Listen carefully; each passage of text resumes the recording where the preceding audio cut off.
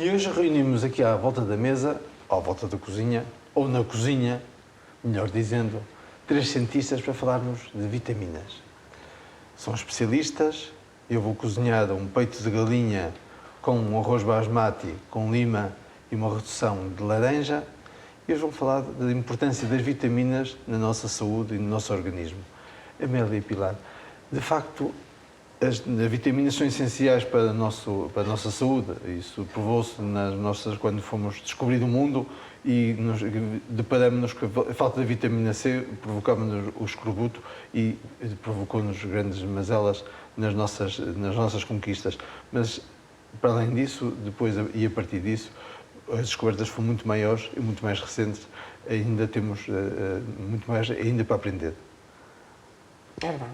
Temos sempre que aprender. Estamos sempre a aprender, mas também agora já sabemos muita coisa, felizmente. Sobre o seu peito de frango, é maravilhoso porque tem um elevado teor em vitaminas do complexo B, que, como sabe, é do conhecimento geral, são muito importantes para o desenvolvimento e a produção de neurotransmissores para o cérebro, por exemplo, que é muito importante, são importantes para uma grande diversidade de ações biológicas no nosso organismo, não é? Sim, sim. As vitaminas são um conjunto de nutrientes que nós não conseguimos produzir. Por exemplo, a vitamina C, presente no sumo de laranja, nós como seres humanos, somos dos poucos seres vivos que não conseguem produzir a vitamina C. Porque os outros conseguem? Há outro tipo de seres vivos, sim. Um exemplo que eu me lembro agora, por exemplo, são os porquinhos da Índia, também não são capazes de produzir vitamina C, então têm também que procurar na natureza são alimentos. Mas nós não conseguimos, por exemplo, as gorduras nós conseguimos infelizmente, às vezes, guardá-las. A vitamina não. A vitamina nós consumimos naquele dia, é ingerida naquele dia e desaparece naquele dia. Não conseguimos armazenar vitaminas. Não, normalmente as vitaminas são prontamente metabolizadas no nosso organismo e, portanto, tem que ser constantemente ingeridas de modo a que os seus efeitos continuamos a ganhar benefício dos seus efeitos. Porque depois há sempre aquela ideia que devemos estar sempre a comer alimentos ricos em vitaminas e às vezes exageramos e lá voltamos nós aos suplementos vitamínicos quando às vezes nos próprios alimentos nós conseguimos tê-los, não é? Sim, sim. We better have to be very sure. We have to speak in English because he can't speak Portuguese. So we have to be very careful. Of course, sometimes we cannot eat all the foods that have all the vitamins we need, and so we need some supplements. But we should never have supplements for a very, very long time. Yeah. We should use it normally it's winter. Yeah. Winter is the time of the year where it's, in the old times, we didn't have fresh fruits, we didn't have fresh food, but now that is not the case anymore. Mas a natureza está tão bem feita que nos dá a vitamina C quando nós mais precisamos dela, não é? Yes, that is in winter, yeah. Yeah, in fact, discuss on vitamins, it's relatively complex because there are so different types of entities. I mean, vitamin is absolutely, as my colleague said, a general term defining entities, defining molecules that our organism needs, but is unable to produce by himself. And are so different in quantities we need and in the rule they make, and also in the problems when you have an over introduction of vitamins. Let's say in general to give... É vitaminoso, não é? Quando há uma ingerência exagerada de vitaminas. Exactly. But this happens very rarely with, let's say, food that you eat. This is more problematic and dangerous for people that take some pills in order to try to improve their wealth. Okay, and this is of course risky and you have to take care. But consider that there are some vitamins that you need in microgram quantities, whereas some others you need in milligrams, and some of them, like vitamin C for example, you can in principle eat how much you like because it's not dangerous. And the effect is anti-radical, for example. And so on. Whether others are risky if you eat too much vitamins. Those that Por exemplo, are, vitamina B12. Yeah. those that are anti-radical, antioxidant, you should not eat too much, because then you are affecting your redox system, and it may become dangerous. Yeah, that's also true, of course, of course. But that's a secondary aspect. One of the vitamins that I think it's very important to mention is folic acid. Yeah. Folic acid is given to pregnant lady because it helps avoiding any problems or any in the brain of the children. So that is very important for pregnants to have it. But for instance, older people should not have folic acid in high amounts, because this vitamin is produces cell division and helps in promoting cell division. And you are getting old, you have always some problems in cell division, and you are more prone to cancer. If you have, for instance, a liver disease, and in liver, if cells modify and start when you have a liver disease, sometimes you have aptitude or small cells, groups of cells that already degenerate, are a little bit like cancer. If you take folic acid very rapidly, you have a developed cancer in your body. They do not produce cancer, but they do help dividing cells. They help the effect of cancer, of course, dividing cells. So that is that should be a common knowledge. Be careful with folic acid, only for pregnant, of course. But if you're not pregnant, you have to take it in micrograms and not more. Absolutely. So this is something I think it's important to know, and by now only scientists know.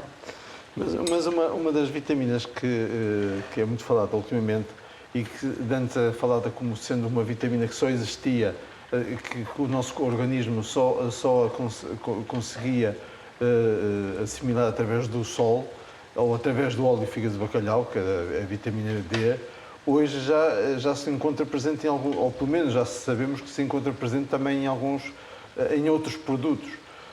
E ela é importante, por exemplo, do combate ao raquitismo e para o crescimento. É verdade isso ou começa também a ser já também começa-se a explorar muito essa parte comercial de alguns produtos? Tudo aquilo que é ciência e que passa para a comunidade, naturalmente que é explorado, não é? É claro que o conhecimento tem que ser científico, tem que ser estudado, investigado. Studied, investigated, and then in science we make a kind of auto-evaluation. Everything we publish as a new result, it is examined by unknown colleagues, that examine your work and that, control everything. So that's why science is so reliable. First, because we do it the best we can, and we know, and then others will come and check what we did and prove again that is correct. So as far as this goes to the community, it's no problem that it is commercialized and used. The more the better, because then you make diffusion of the knowledge, that everybody should know. Science is important, not for scientists, but for the public in general, because you have to know why that is so. And that is... Porque muitas vezes nós, o que assistimos é que existem produtos que dizem enriquecidos em vitamina C, enriquecidos em vitamina B12, enriquecidos em ômega, enriquecidos em complexos vitamínicos B12 e B6. Bom, esse enriquecimento,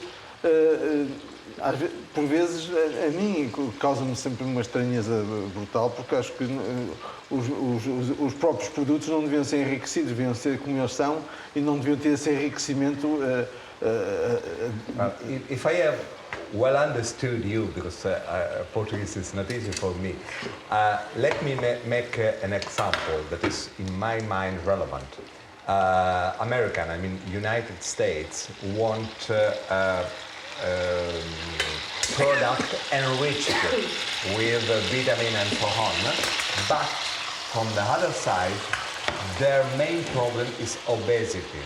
Yeah. I mean, which demonstrate, with respect to Mediterranean, for example, okay, which demonstrate that, well, you have to take care, of course, because you must hit the amount you need. And if you are healthy and your meat and recipes are good and rich of the different, let's say, things, components, this is perfect. This is just perfect in my mind, and it's not necessary to enrich something. On the other side, if you have a functional food, that's what you say is a functional food. It's a food enriched with a component that you have a little bit less in your body. But it's not a drug. It's not it's not something that you have to take in a very high amount and that has the problems of secondary effects and so on. So a functional food, for some cases, is very, very good, because if you do not have one component and you need that specific component, that you eat it daily in a small amount, enriched with what you don't have, it's probably more healthy for you than later on to have a drug. And a drug is based on high amounts of compounds to cure. So a functional food, an enriched food, is a prevention. It's for disease prevention. A drug is for when disease comes for the cure. So it's better to start with the prevention and with the enriched functional food. But of course, if you are healthy, you should eat what you have around. Yeah, Of course.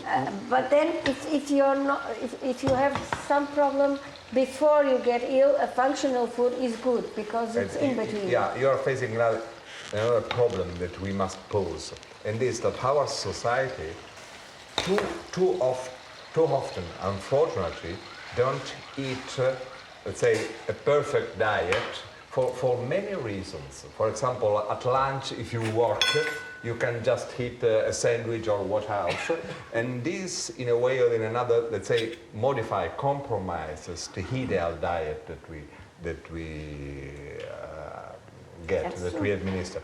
And in this case, of course, you must re-regulate with functional food. For example. I think that's a little bit the problem. Is that in our habits now we all have lots of stress, lots of work, and we don't have the time to eat so healthy as our grandparents did in the old times, because they had time. And so for that purpose, as you mentioned, it's a good idea. For that purpose, the functional foods help.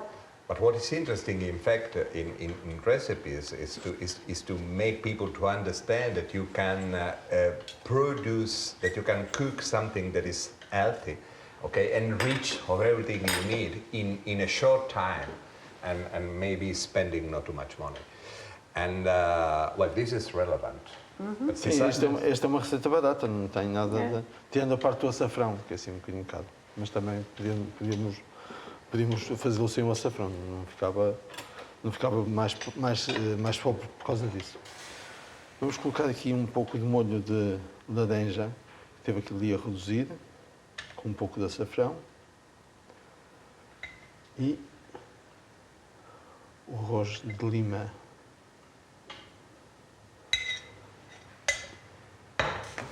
E os tomates. Aqui só para dar um pouco de cor, porque a cor também é importante na alimentação.